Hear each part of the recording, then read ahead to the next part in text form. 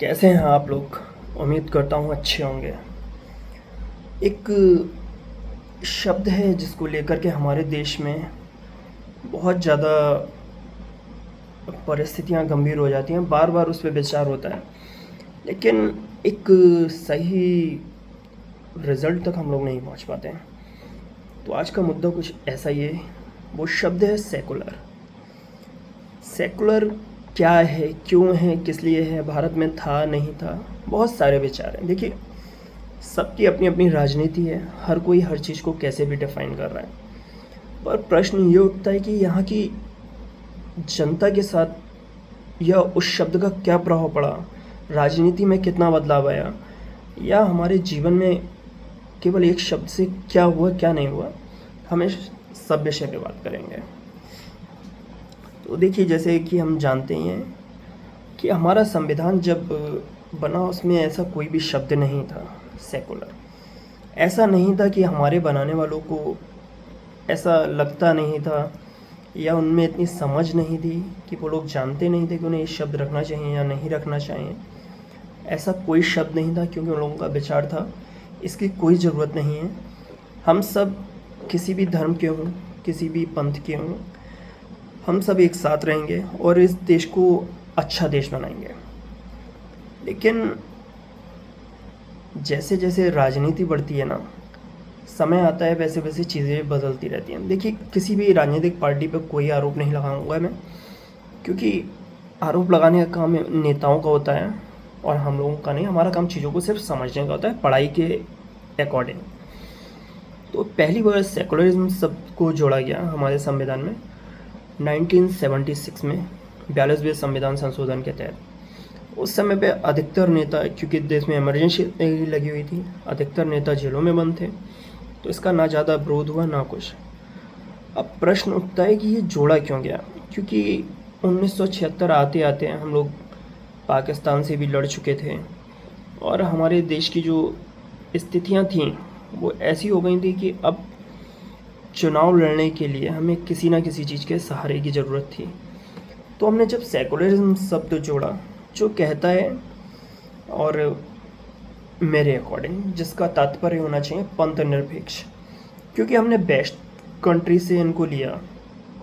और अमेरिका जो है इसका बहुत अच्छा उदाहरण है, क्योंकि अमेरिका में क्या है आप जानते ही हैं कि जो क्रिश्चियन होते हैं वो दो प्रकार के होते हैं। एक तो वो जिन्हें प्रोथेस्टेंट बोलते हैं, और दूसरे एक और होते हैं, अभी मुझे थोड़ा सा नाम याद नहीं आ रहा।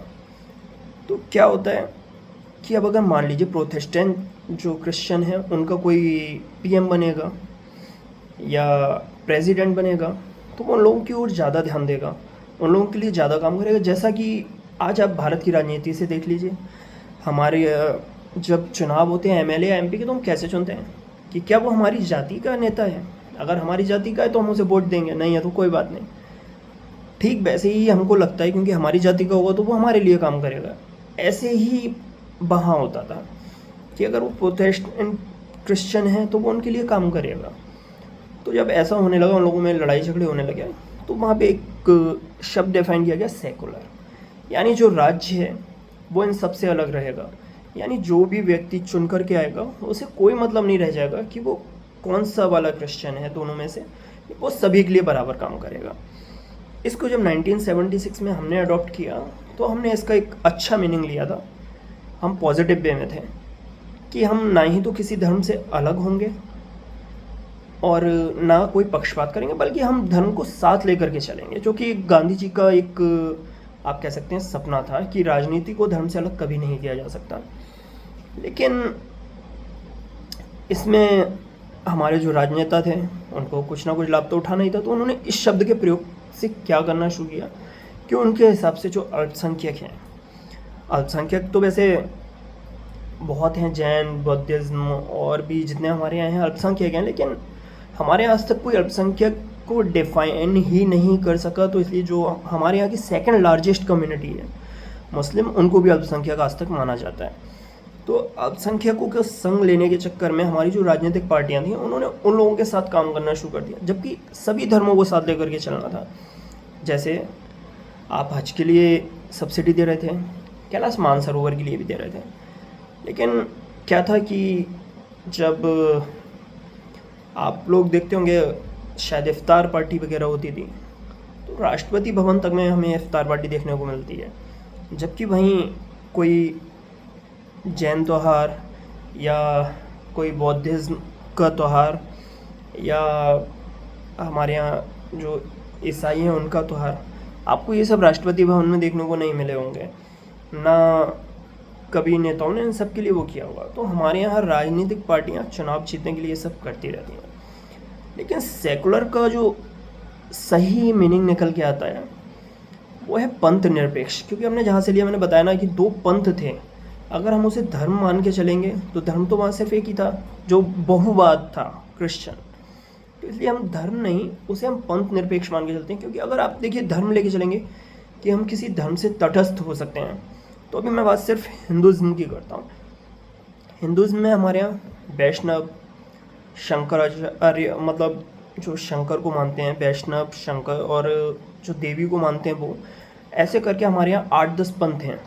अब अगर हम सिर्फ धर्म को लेकर चलेंगे, मान लीजिए कि मैं शिव जी को मानता हूँ और कल को मैं देश का प्रधानमंत्री बन जाता हूँ, तो जितने भी शिव जी को मानने वाले होंगे मैं उन सब के लिए फिर कुछ ना कुछ करूँगा, और जो बाकी देवी देवताओं को मान रहे होंगे उनके लिए छोड़ दूँगा, है ना।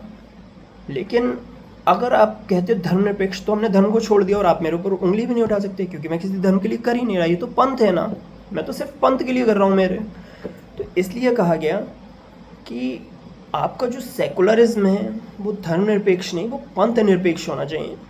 कि आप जिस भी पंथ से आए हों, मान लीजिए आप कबीरपंथी हो सकते हैं, आप जिस भी पंथ से आए हों, आप सिर्फ उस पंथ के लिए काम नहीं करेंगे, बल्कि आप सभी के लिए काम करेंगे और आपके लिए सभी लोग बराबर आएंगे। जैसे आप किस जाति से आए हैं फ़र्क नहीं पड़ता, जब आप आए हैं वहाँ आपको लोगों ने चुन करके भेजा है, तो हर जाति के लोगों ने भेजा, आप ठीक उनके लिए ही काम करें। जो मेरी जाति के हैं तो ये गलत होगा। ऐसे ही सेकुलरिज्म का अपना मीनिंग है, तो पंथ निरपेक्ष की जगह धर्म निरपेक्ष होना चाहिए। और ऐसा नहीं है कि आज के समय में अगर सरकारें इसे हटाने की मांग कर रही हैं कि जो प्रस्तावना है वहाँ से सेकुलरिज्म को हटा देना चाहिए, तो इसका ये मतलब बिल्कुल नहीं रह जाएगा कि जो हमारी सरकारें बनेंगी वो किसी एक धर्म विशेष को लेकर के चलेंगी अपने साथ में, या किसी एक पंथ के लिए काम करेंगी। ऐसा नहीं है। अब जब आप पुरानी सरकारों से पूछते हैं कि सेकुलरिज्म जोड़ा क्यों गया, तो वो कहते हैं इससे धर्म की आज़ादी का महत्व मिल जाता है। लेकिन क्या हमारे संविधान में, हमारे मौलिक अधिकार में आर्टिकल 25 से लेकर आर्टिकल 28 तक नहीं है धार्मिक अधिकार हैं? इसीलिए हमारे जो संविधान निर्माता थे उन लोगों को ज़रूरत ही नहीं थी सेकुलरिज्म जोड़ने की, और उन्होंने नहीं जोड़ा क्योंकि वो जानते थे आगे चल के इस पर राजनीति हो सकती है और देश को दोहरा दंश झेलना पड़ सकता है। जैसा कि आपने देखा ही कि 1947 में बंटवारा, वो वैसा ही शायद फिर से देखने को मिले, बट ये बात शायद आज के लोगों को समझ में ना आए। तो सेकुलरिज्म का महत्व है जब आप पंथ से अलग होकर के सभी धर्मों को साथ लेकर के चलें, बल्कि ऐसे नहीं कि आप एक ही धर्म को प्रमोट करने का प्रयास करें या एक ही धर्म के लिए काम करें। हालांकि हो सकता है कि प्रस्तावना से इसे नहीं हटाया जा सकता, क्योंकि हमारे संविधान का कहना है वो बेसिक स्ट्रक्चर है, तो शायद चेंजेस ना हो। बट अगर हटा भी दिया जाता है तो ऐसा कोई असर नहीं पड़ेगा कि आपका, जैसे आपको बहुत सारे नेता भड़काने का प्रयास करेंगे कि आपका संविधान खतरे में आ जाएगा या आपका संविधान बदल दिया जा रहा है। संविधान कुछ नहीं बदला जा रहा है, वो वैसे का वैसा ही हो जाएगा जैसा उसे लिखा गया था। तो इस बात से निश्चिंत रहिए। और आप जब कुछ सुनते हैं ना किसी भी चीज़ को लेके, तो प्रयास ये करें कि उस पर ज़्यादा से ज़्यादा रिसर्च करें, उसके बारे में एक छोटी से छोटी डिटेल निकालने की कोशिश करें। और क्योंकि ये मुद्दा हमेशा उठता रहता है सेकुलरिज्म का, और अभी शायद एग्ज़ाम में क्वेश्चन भी पूछे जा सकते हैं, क्योंकि ये फिर से उठने लगा है। राजनेता फिर से उठा रहे हैं कि सेकुलरिज्म को हटा दिया जाए। तो ऐसे ही कुछ मुद्दों के साथ में हम कभी कभी बड़ी बातें करेंगे। और वैसे तो मैं इस चैनल पर लगभग छोटी छोटी बातें ही करता हूँ, इंपॉर्टेंट इन्फॉर्मेशन देने का प्रयास करता हूँ। तो आप लोगों को अगर इन्फॉर्मेशन अच्छी लगी हो तो आप चैनल को लाइक करें, शेयर करें, सब्सक्राइब करें और कमेंट्स में बताएं कि हम और किन मुद्दों पर डिटेल में वीडियो बना सकते हैं और थोड़ा हमारा प्रोत्साहन बढ़ाएं। Thank you for watching my YouTube channel.